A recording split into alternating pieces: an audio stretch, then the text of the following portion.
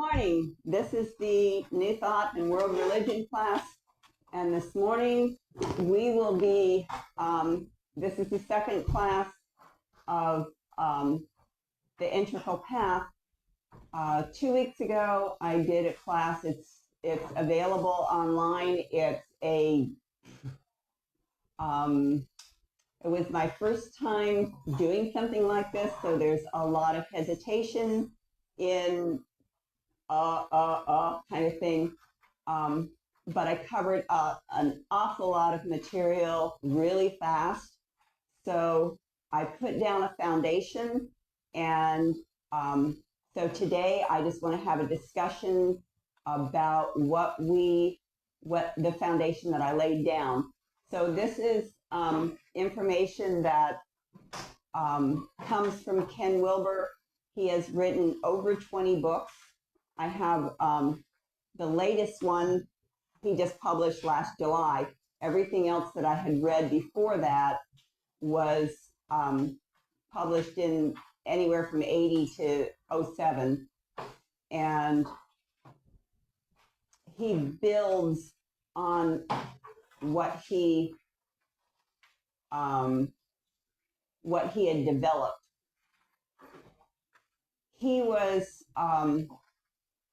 an all-star in high school. When he went to college, his world expanded into a lot of different belief systems, and it confused and depressed him because he couldn't understand how Gestalt therapy and the things that were coming out of Freud and that line of thinking with the things that were coming out of say, Buddhism, because he followed both trains. He started meditating with the Buddhist, but he was following the shadow work that was presented in the Western world, and they both worked, but they were diametrically opposed. And so it confused him, and it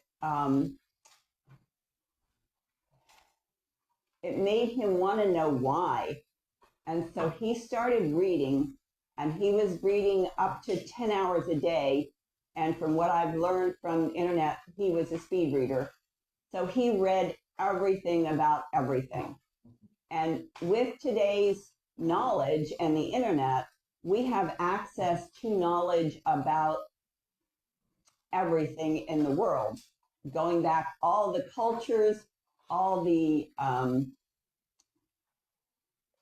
environment, all of the evolution of man. And he started, at one point, he had 3 years that he did not leave his house. He saw 4 people during that 3 years. His doctor came and checked on him once a year, but he only saw 4 people. And he had all of this material from all the different cultures scattered all over his living room, and all the information. And he was just trying to put it together and figure out how mankind came to be who they are and why there are so many different paths. And he basically figured it out.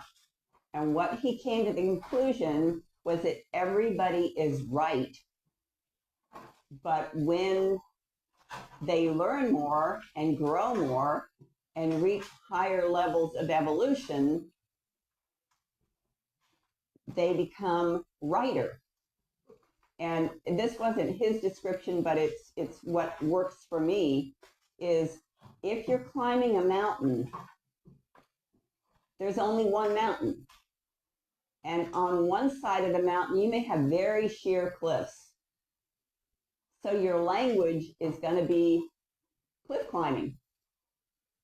If you're coming from a different side of the mountain, maybe there's a stream in the mountain and you're trying to ford that stream up the mountain. That's a different language. If you're coming over rocks and boulders, that's a different language. And if you're coming up a gentle slope, so all the different cultures developed with different languages. But when he looked at their levels of development, he saw patterns. And those patterns, he worked with teams of people, and in those patterns, they gave names to the different levels of development. And they gave colors because that was easy to talk about. So the first level was the archaic, the dawning of awareness. The second is the indigenous, and it's magenta. And these were just the way that he could talk about it, that people could look at a chart and understand. And you do not have this chart. It is in color. I will pass it around so you can look at it, but it's on your pages. You have a page that says stages, and these are the different stages. So you can look at the page called stages, which I believe is the spiral. And stages and levels are used interchangeably. So the next one is red, is tribal. The next one is modern, is orange. Then there's postmodern, or green. There's integral, or teal. There's integral turquoise, and there's post-integral indigo. And at this point, there's probably 1% of the population that's at indigo. In most of the world, most of the population is at postmodern green. And green came about in the evolutionary stage, right past modern, when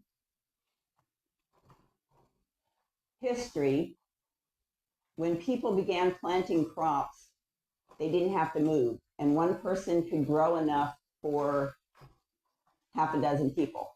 That freed those people to do other things.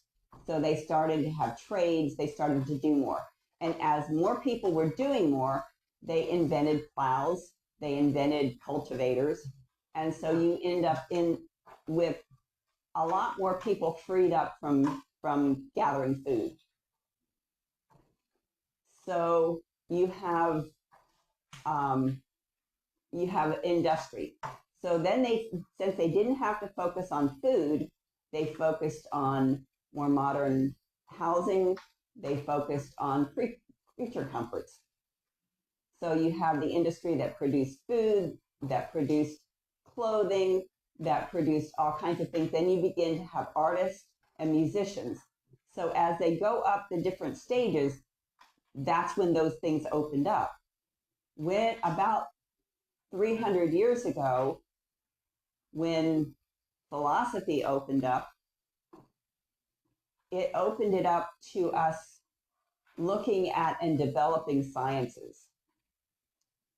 People looked at it as if science was going to give them the answers to why we're here and what we're here to do. And so at looking at that, they only looked at things that could be measured. And they basically threw out all of the old, archaic philosophies of religion, because it couldn't be measured. So they threw out all the awareness and awakening and the consciousness level. And so we went for 300 years, and then it broke loose in the 60s with the whole God is dead, because you can't see him, you can't measure it. But with the 60s, there was an age of enlightenment, and part of it was drug induced. Part of it was just people waking up and saying, but there's another part of me. And so that introduced a whole new era. But the green development was based on science. And so if you're looking at things from a scientific point of view, anything you can't see or measure doesn't exist. But then people started having these experiences. And so Wilbur went back with access to everything, and he looked at all the different mystics. And he said they all have this experience called Satori. And they all go through this enlightenment that is not the same as the Age of Enlightenment. We call it the Age of Enlightenment because people began to look at sciences, but it was not the same as the mystic enlightenment that was a Satori transcendental experience. And so he looked at those lines and looked at where people are. And he developed a system that you could measure. And he said the thing that we only learned about 100 years ago is that one of the processes of being human is growing up.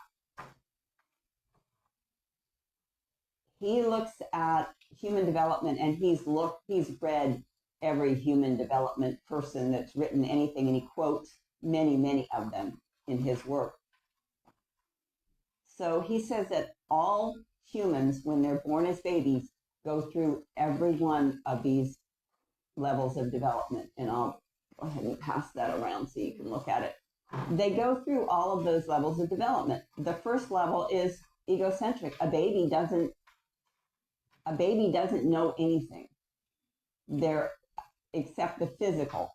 And so they're very egocentric, they're very selfish, they're very centered on themselves because that's that level of development. They're dependent. So the next level of development is as the child grows, and I really want this to be a discussion.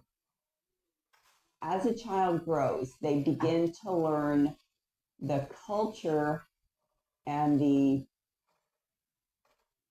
morals and what to do in their society, but they learn it from their culture. And so everybody has a different set of rules. Then they get up to where they can see their little world. Then they can see their state, their country, their tribe, and then their state and country.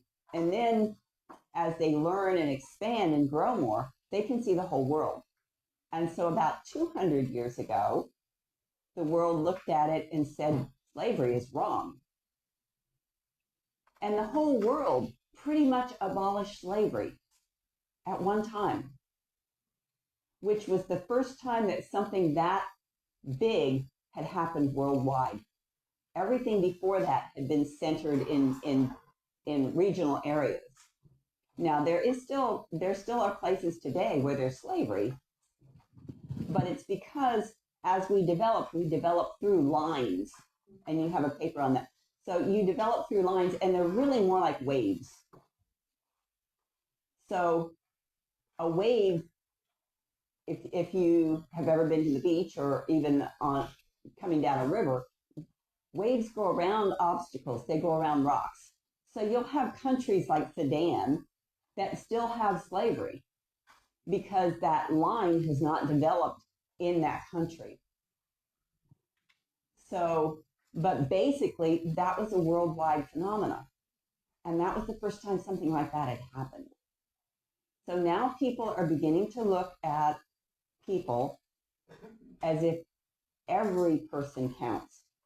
And so that level we call world-centric, because now you're looking at it from a world perspective. And as you begin to look at it from a world perspective, you begin to embrace all the different cultures. And that's great. And that's That's green. Well, orange and green. And so you're embracing and you're looking at it. Well, then you get to the point where, okay, so we'll take an instance like the Civil War. You got people that say the Civil War was to free slaves. And then you've got another group of people that say the Civil War was all about economics.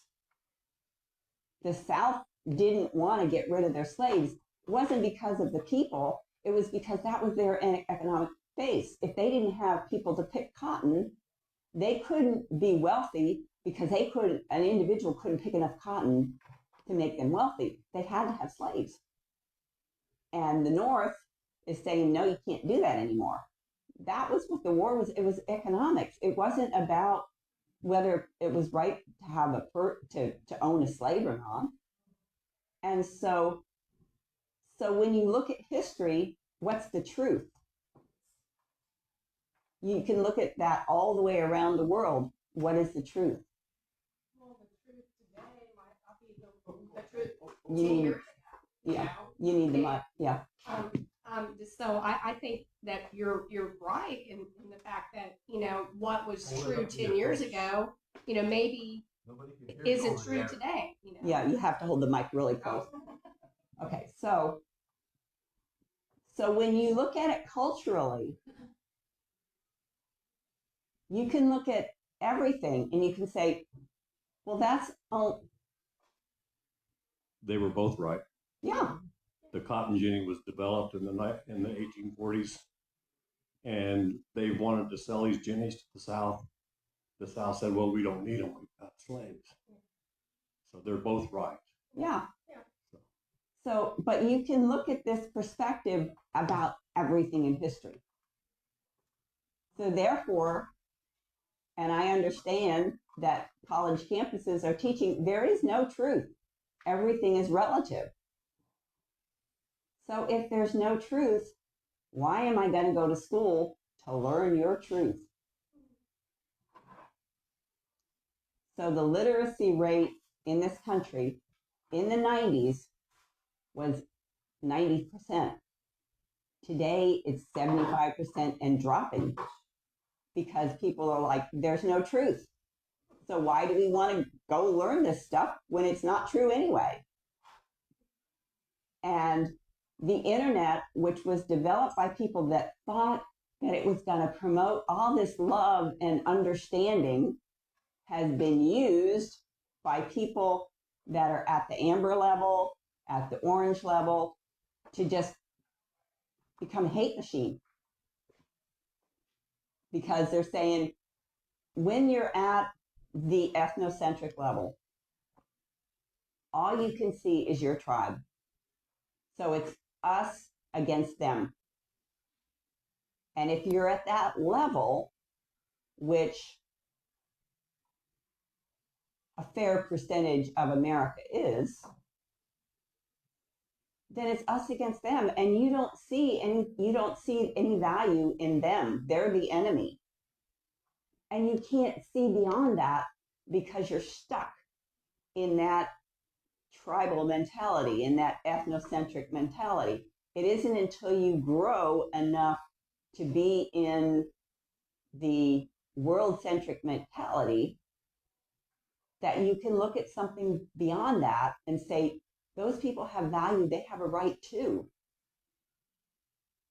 If you, what are some examples of ethnocentric where people have gone to extreme? Trump and his followers. Mm-hmm. If you, I'm a school bus driver, and I'm amazed at how much people that were for Trump are just buying. Oh, it's just all going to be wonderful, and it may be. We don't know, but all I'm saying is that from where they're coming from and what they see in their lives, Mm-hmm. is that this is the best thing they could have ever have done. And the news organizations that they use are doing nothing but feeding that. Mm-hmm. You take 1,000 red ants and 1,000 black ants and put them in the same jar.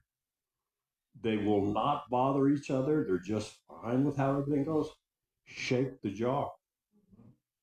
And this is what we're doing, is they're shaking the jar all the time. All the time. And so that whole, if the population of the country does not raise out of the green level, which the green level has no consciousness. I mean, it doesn't acknowledge anything that can't be measured. So if you look at your paper on quadrants, which you've got 2 pages on quadrants, what Wilbur has done is he's looked at everybody from 4 unreducible levels. So on your left side is your consciousness. That's your inner being. On the right-hand side is the outward stuff that you can measure. So you've got I. On the top right is who you are. It's your consciousness. It's what you think and what you do. But you didn't raise yourself. You didn't come up with your ideas. You were raised by a society, a group of people, and that has changed drastically with the advent of radio and television and internet, because you could see that there were other people that weren't like you, that weren't like your family. You know, you may have had a Leave It to Beaver, and oh, I want my family to be like that, but my family's not like that. So you may have adopted values that didn't come from your upbringing. But where did your value? They came from somewhere. So in order to understand a person, you have to understand where they are. You have to understand where they came from and why they're where they are. And you have to look at the outside. What's the physical being? So the right-hand quadrant is your physical being. It's what can be measured. And that can be, why is it the way it is? Well, you're black because your parents were black. You have blue eyes because you came from a blue-eyed society, a northern society. That kind of stuff is what you look at there. And a lot of that can't be controlled. The lower right hand is all the societal systems. So if you look at, I'll just give an example. A person is depressed. So from the upper right, the doctor looks at him and says, well, you're not creating the feel-good endorphins or serotonin and that stuff. So they give you a pill that creates that in your body. Okay, but they don't look at the consciousness. So on the conscious level, why are you feeling depressed? Well, maybe because you're alone, maybe because you just got divorced, maybe because your kids moved. There are a lot of things that, and if you look at those, then maybe you don't need this. Maybe this will help you be able to look at that. But then if you look at where you came from, maybe it's wrong to talk about being depressed. And so you have no outlet.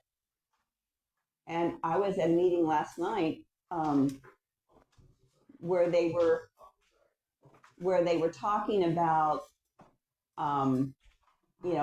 it was a shame to say that you have needs. It's a shame to talk about being lonely. On the bottom right-hand side is the systems.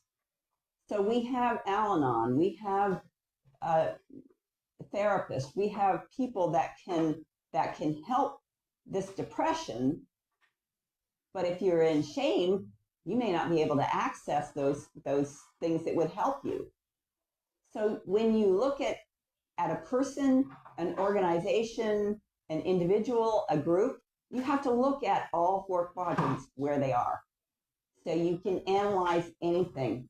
Yes, John. Yeah, you mentioned the thing about being ashamed is a barrier. I had people say, I couldn't come to therapy. I was too depressed. Yeah, and it's interesting because Patrick was saying last night, he heads the group that I went to, and he said, I canceled the meeting last month because I was too depressed to be able to come and feel like I was supposed to MC the thing. And so I'm supposed to be the leader, and I was too depressed to do it. And he said, and then I was talking to somebody a couple days after the meeting, and I said, oh, yeah, I don't have to do the whole show. I could have somebody else come and sing. I could have somebody else read poems. I could have somebody else do the exercises that they do. Because this is what I needed. I needed to be around people. But yet, he was ashamed to admit. And so he canceled the meeting. He won't do it again, I don't think. But sometimes we don't, and so when I looked at this material from Wilbur, and I looked at the quadrants, and then I looked at what he breaks it down into human development into 5 lines. And so you have states, and a state, the typical state is sleeping, dreaming, and deep sleep where there's no dreams. But that's what the mystical schools talk about as states. But states can be anything. Tony Robbins uses states in his training. He's worked with the Army to get their rifle shooting skills up to a better level. And they went from, with his training, they went from 75% accuracy to in the 90s. And what he did was he said, okay, I want you to think about a time when you couldn't do anything wrong. When your girlfriend said yes to you, when you made that basketball that won the game, when you went fishing with somebody, something that made you feel really good, and you put yourself in that field, so you're feeling what that feels like to be on top of the world and unbeatable, and then you aim at the target. Well, you're in that state where you can't do anything wrong. And just by that exercise, their marksmanship went up 20-some%. You can use that same understanding of state to do anything that you want to do. So if you're getting ready to go on a job interview and you think about, Wendy? You think about, well, this is going to be such a good job, but you think about a time that you felt really good. And you go into the job interview and you're vibrating at a higher level. And so you breeze through it and you get the job because you put yourself in that state.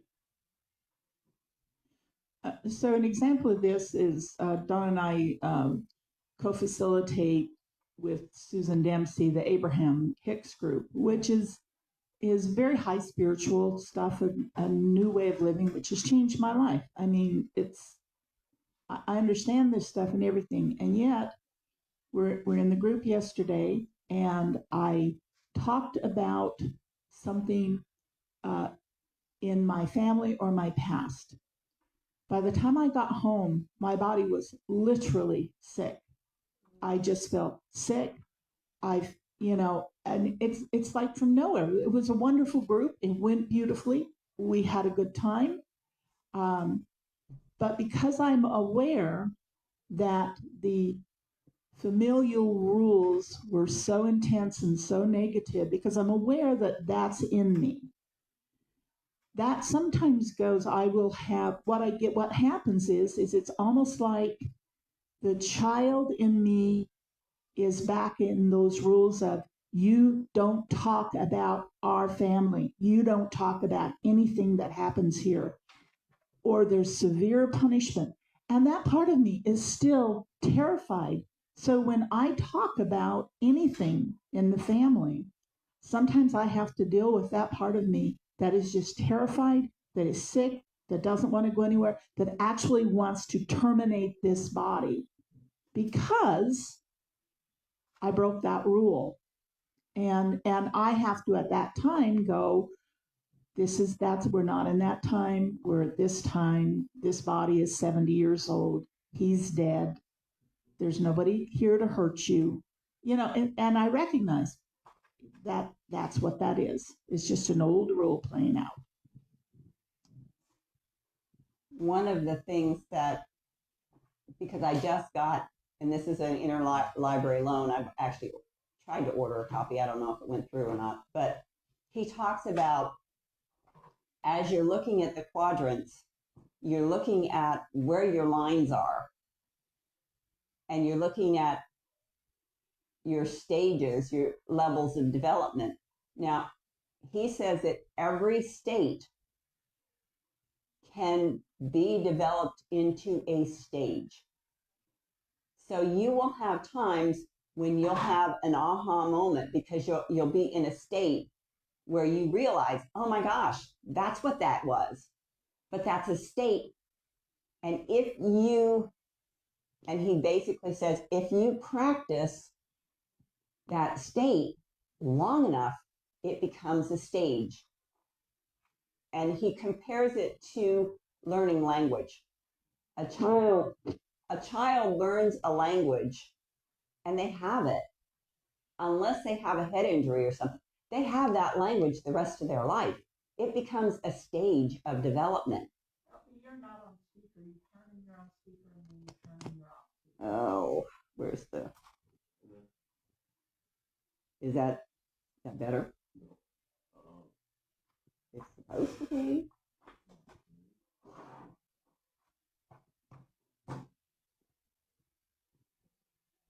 Is that better? Then I guess I'll have to do the mic. Okay. I don't know. So if what Wilbur would say is you go through states, but as you practice those states, they become stages. And so it's not an aha moment. It's something that you can access anytime. It's yours. So, and he says that one of the things that helps you go between levels, if you meditate, you can't skip levels to get into stages. You have to go through them. But meditation seems to put you at a higher level of vibration so that it's easier to disidentify, which I think was a new word that the computer said, I don't like that word, but it's easier to disidentify. So it's like greasing the wheels and you go through those stages much faster. What an exciting game we're playing. Let's enjoy it. And so he says it helps to look at, he says most of the time people aren't even aware. Until 100 years ago, there was no understanding of growing up, of being able to, of actually going through the different levels of development. There was no understanding until 100 years ago. And 90% of the people in the world still have never been exposed to this understanding, this teaching. And so they don't even know about growing up. They don't know about the stages. So they're not really looking to move upward, which was something that I thought was really inspiring is, we can experience those states and increase them to stages and go up levels. And it makes our life fuller and more whole because we've got a broader, you can develop on a lateral level, or you can develop on a vertical level. And the vertical level is what goes up the levels in the stages. The lateral, you're developing, you may develop music and arts and all these things on this level, but as you're going up, they go up into higher and higher realms, and you have access to more and more and more wholeness.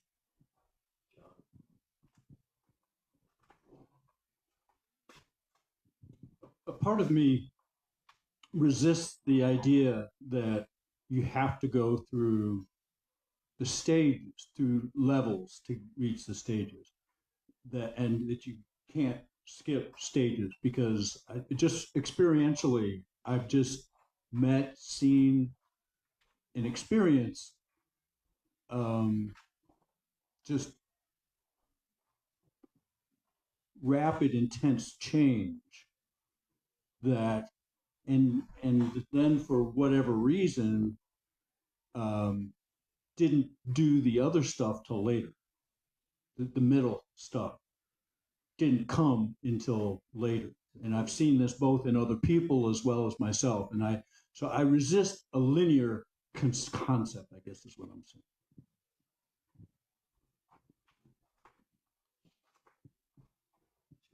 So if I understand, you said they went back to that level and cleaned it up later. Yeah, it's just that in real life, it doesn't necessarily occur in the order of the conceptual. Okay. Bounce around. So Well, because we're not actually talking about it like it's linear. Actually, what she was explaining was a spiral. Yeah. yeah. And so on that spiral, then yeah, up and down. So we might be able to get quickly through to a different level, but that's all perspective, you know? Correct. That's all. So what may look like, well, also we have to take into account quantum physics because we can just leap. So I But- don't even believe it's only a spiral. Yeah. I believe there's portals. Well, of course, and the spiral. it's folding over on itself constantly. And so when you take that into account and you take the possibility of leaps, what I do always say is that it's almost like when you figure something out in a logical sense, just in your own explanations for things, like, oh, I understand that I have these responses. Like she was just saying, I understand now in my mind that I have these responses because of trauma that I experienced at XYZ. And so then I tell my human body that's not what's occurring now. But what you have to take into consideration is actual Earth time. So even though we may quantum leap in the quantum realm with our spirituality and our understanding of a certain concept, our Earth human time still needs healing. And so that's why it's feeling like a swing back. But really, in another dimension, we are already there. Yeah, and this one is just catching up in the physical. So outward, but upward at the same time. Yeah. And I think one of the values with his understanding is that there are lines of development, and if you look at your page on lines, and these are there's cognitive, there's emotional, there's aesthetic, there's musical, there are so many lines, can be an infinite number. He breaks it down to 6 or 8 because you can put so many in there that you just get lost. I know when you're looking at I took a quest with Lifebook, and you look at your life, you look at your physical, you look at your health, you look at your career, you look at your family, you look at your relationships, you look at where you live. So you're developing in a well-rounded area, because so many people are highly developed in one line and very deficient in another. They may be very emotionally stable and can't add 2 and 2, or they may be really, really smart, but they can't keep a house. They can't organize. So, and so when you realize that there are many, many lines of development, and there's tests that you can take that show you kind of where you are. I remember a few years ago, we went through a spiritual intelligence class, and you could take a test to tell about your spiritual intelligence. Has nothing to do with whether you're waking up or not. A lot of people can be very spiritually intelligent and have no waking up experiences, because a waking up experience is an experience. Spiritual intelligence deals with the interpretation of what you're looking at, and you can know a lot about the Satori experience without ever having experienced it. And so you know about it, you have a lot of spiritual intelligence, but you don't have the experience, you don't have the actual experience to be in a waking up state. And so he talks about when you're looking at a quadrant, you're looking at lines, types, states, the other one, stages, and levels. And levels and stages is the same thing. Okay, John?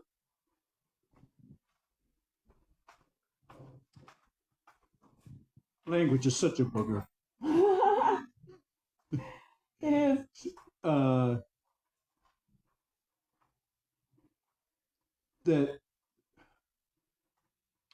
So the thing is that even in something like spiritual intelligence or any of the intelligences, whether it's social or intellectual, whatever, it's you can't just learn it without the experience. The intelligence can't just be there without the experience, because the experience will blend, interact with one's capacity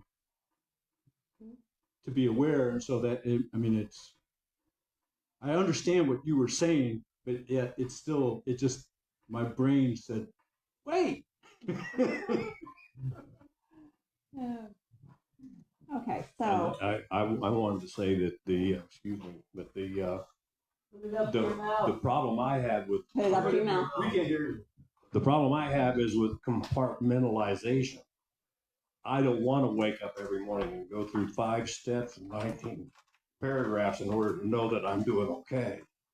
I want to just know inside myself that I'm doing okay. And I know that.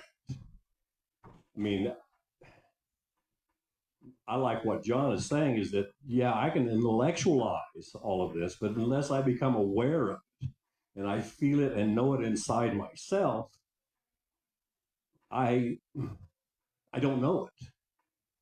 Because this is what I found in awareness, is that I can silently go into the stillness that I had people tell me what you got to do.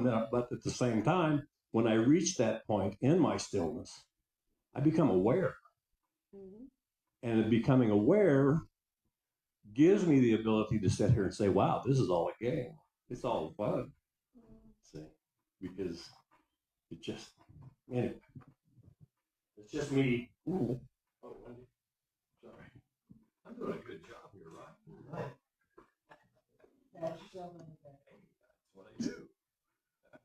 So sometimes the challenge with this, I mean, prior to the awakening, spiritual awakening I had, all I wanted was out of this life. The only thing is I had enough understanding that you don't cease when you die. So that really wasn't going to work. But when I got the aha moment with the Abraham material, and I saw this beautiful big L life, eternal life, creating, I can see that so clearly. I can see that so clearly. And so I was wondering how he explains that with, I mean, there is no fear in that. There's no fear of anything happening here. It is, life is wonderful.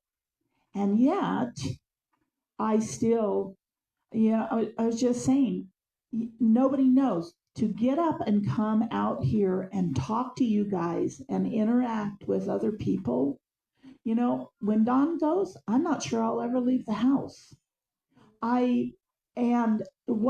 It's a challenge, it's a struggle every day to move into this world.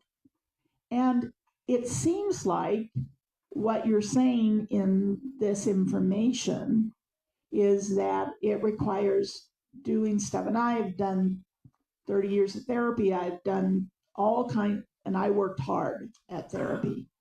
And the question is it's, what would he say about that? Would he explain shifting that? Because it would be lovely not to have to do that.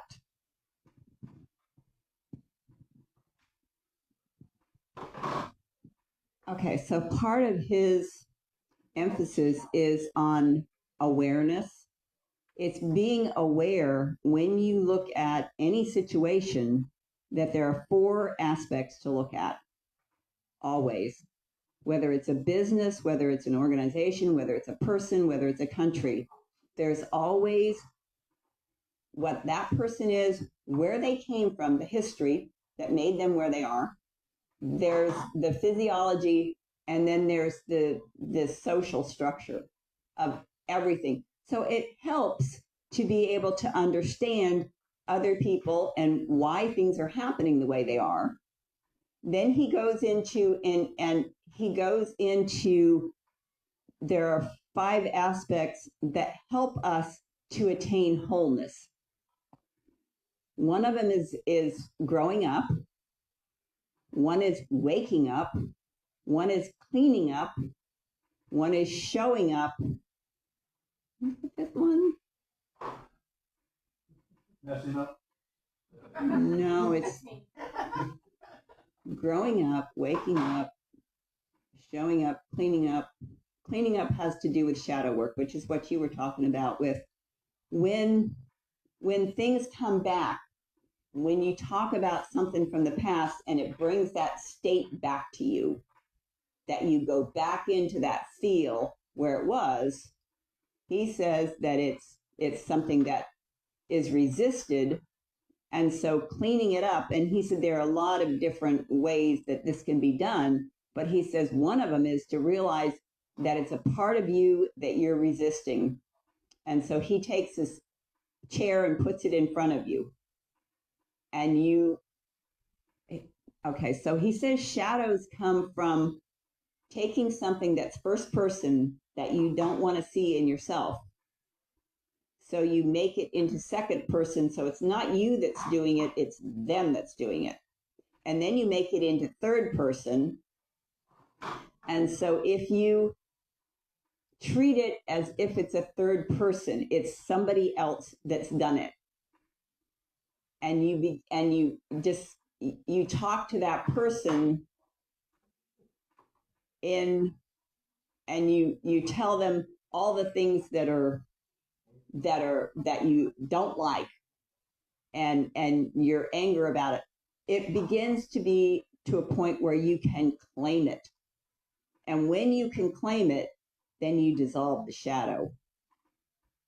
So it's I am that. I am that. It's recognizing that you have those parts in you that you are resisting and that you have buried it and you refuse to look at it. And so when you bring that to the surface, that's what creates hatred, is something you resist. And when you stop resisting it and realize that it's a part of you and you claim it, then it no longer has any effect on you. It dissolves because you're not resisting it anymore. And so that's part of the cleaning up shadow work, that he says that from each aspect, you can't see the other aspects. So all 5 of them have to be addressed. So there's awareness is one thing. I mean, you can be really aware of something that's painful, but there's another process that needs to occur to clear up the shadow work. There's something else that's going on besides awareness, because I mean, the process of acceptance, and not just, I mean, because we can be really aware of wrinkles in ourselves, you know, things that are scar tissue or whatever, and it doesn't just dissipate because we're aware of it. There's something else.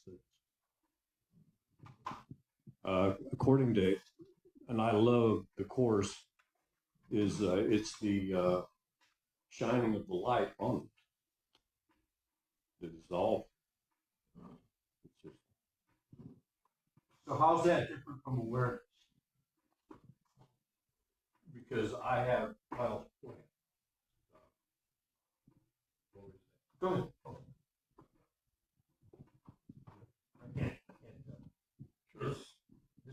This sort of interrupted my thought, and I lost. Sorry. It'll come back. yeah, it'll come back. But the it's because of the Holy Spirit that I cannot beat the war against the ego. It's just not in me because I created it, and I love my creation. But I also know what it does to me and where I'm at. And so having the Holy Spirit that I can use to extend into this darkness will eliminate the darkness and cause it to dissolve. I don't have to argue with it anymore. So again, this is a language thing. So what's that? What's that? How do you access that? What's that? What are you talking about? I mean, I have images of what you're saying. Well, we were all given the Holy Spirit. We all have our own individual Holy Spirit to help us. So is that the higher self? The higher self. We can call it whatever we want to call it. Okay. But the issue is that with that light that I can put out there, Or love, whatever it is, whatever the energy is, this can dissolve the ego. Give her the. No, I will. I'm going to So shut up. how does that translate, that concept of turning the light, you know, that high energy of the love, you know, higher self, love, whatever it is, translate into the world? Okay, I found the 5th aspect is opening up. When you reach the integral level, it all merges, and you wake up. So you're waking up, you're growing up, you're opening up, you're showing up, and you're cleaning up. And as you go through and you look at the different levels and lines and types, and you embrace all of, and you grow in those areas, you grow in waking up, and he doesn't call it Holy Spirit. That's kind of a Christian terminology that a lot of people are turned off to. But it's spirit. And when you begin to wake up and you begin to have experiences in the realm of spirit, and this is really the first generation, maybe second, but that has really embraced that as a possibility. It's the first time that consciousness has looked at itself and said, I can do something different. I'm a being, but yet I'm not a being. Because when you wake up, you go through levels. You're not coming through. Oh, It's on. is this? That's better. Okay. When you go through levels of waking up, you go to a level, and this is so well documented. You go through a level where you go into the silence, but then you go into, it's not, I think we're losing both batteries.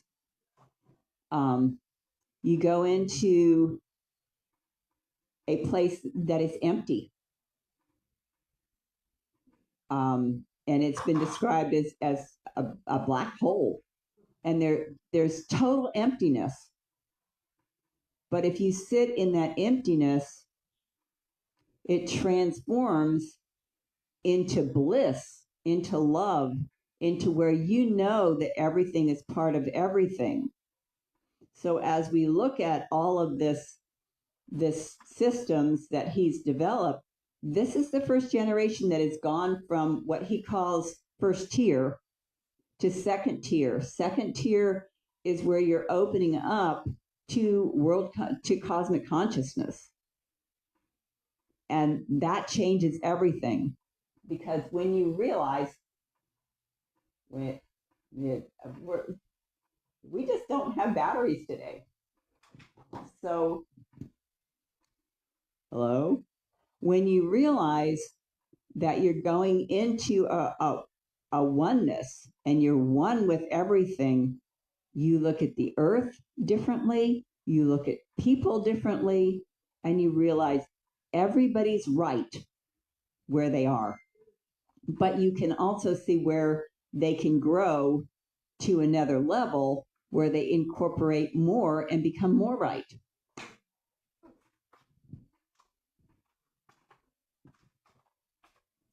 So my thought is that when you come to this awareness that you are one with everything, it puts you in a position that you can then do things like shadow work. It's not like an end game. Right.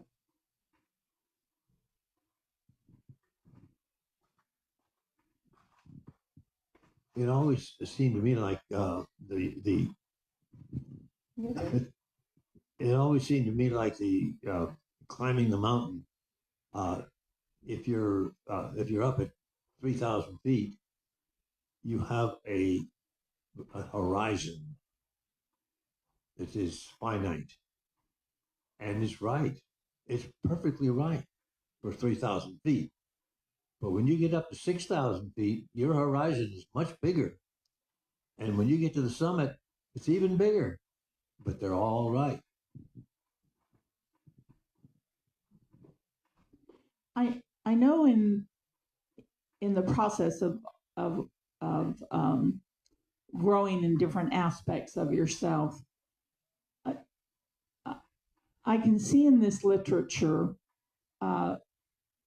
them talking about you having to go get pieces back. Because for me, there are pivotal experiences, like I would talk about the abuse to myself, but I never felt it all. One time my therapist said to me, she said, I want you to go and drive down the road and find a child standing on the side of the road that reminds you of you. And I want you to imagine someone doing that to her. And when I did that, I got so violently angry. I wanted to kill somebody that I never could feel like anything was wrong. So to me, that would be kind of what you're talking about. You have to do something like that. And in the same light, um, uh, I had to go to places where I had to own my victimhood before I ever could not be a victim of my life, because nothing was ever any, but I caused everything that happened to me. I made those people do it because I was wrong. I was bad. I wasn't good enough. And when I finally said, no, I didn't do anything here, that grown up did something wrong. So you're talking about levels in that once you get to that level, then I could sit in a Native American ceremony and go, oh, wait a minute, I've never been a victim. Oh, I understand that now. Yeah. Yeah. And when we're in that egocentric level, which we can get stuck in that level. Okay, it's quarter after our class is supposed to be over. But when we're in that level, we can't see beyond that level. But then when we get to the next level, we can see that victim. And then we get to another level and we can see that we're really not a victim. So it's as we grow. And I think what has really pizzazzed me about Wilbur's teaching is just opening up to all that awareness and being able to look at things from such a vast and different perspective that, anyway, I think we're at and I don't see any announcements. Oh, we do have. Okay. John, you want to do those? So I thank you all that came and participated. And if you're interested in this, I'd be interested in doing more studies on this. Thank you. Really well done. Makes my head hurt, but it's really good stuff. So meditation is tonight at 6 p.m. and is open to everyone. The monthly board meeting is tomorrow evening, March 31st. Everyone is welcome to attend, and guests are asked to arrive at 6:20. They do check in before that. Paul's going to talk later. In service, the Unity Men's Group meets for discussion and a potluck first Tuesday of each month. So that's this week, this Tuesday. We meet at 6. April Fool's Day. We fit the bill. Oh. The Unity Drum Circle meets the first and third Thursdays each month at 6:30 p.m. So this Thursday, bring your drum and join us. If you don't have a drum, we have extras. We will not have a Friendship Sunday potluck next Sunday because we will be setting up for the yard sale right after the service.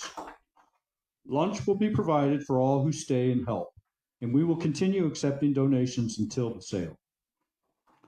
Next Sunday in the New Thought and World Religion class, Paul Day will present Opening Heaven's Door, based on a book by Patricia Pearson.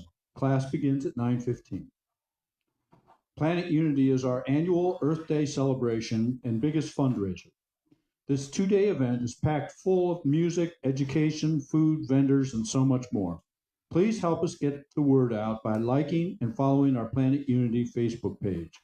Once you're on the page, please like and share all the activities. This is free advertising for us. The last day to pre-order your Planet Unity t-shirt is next Sunday. We will have a few extras for sale at the event, but pre-ordering guarantees you'll get the size you want. Please put your name on the list in the foyer.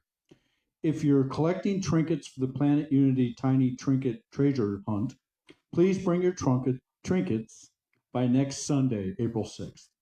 There is an egg stuffing party on April 8th, beginning at 4 p.m. We have 3,000 eggs to stuff, so please come to help. We are excited to announce that Rachel Lee is our new Junior Sunday School Coordinator. Rachel is a wonderful addition to our youth program. Please welcome her next time you see her. So I guess we'll go ahead and meet in circle. Yeah. better not mow the yard that week. There's not gonna be enough places to hide those eggs. 3,000 eggs. That's a lot of eggs. Well, they're expecting a lot of people. Are we gonna count them to make sure we got them all? Yeah, because they're taking the eggs back. And each one has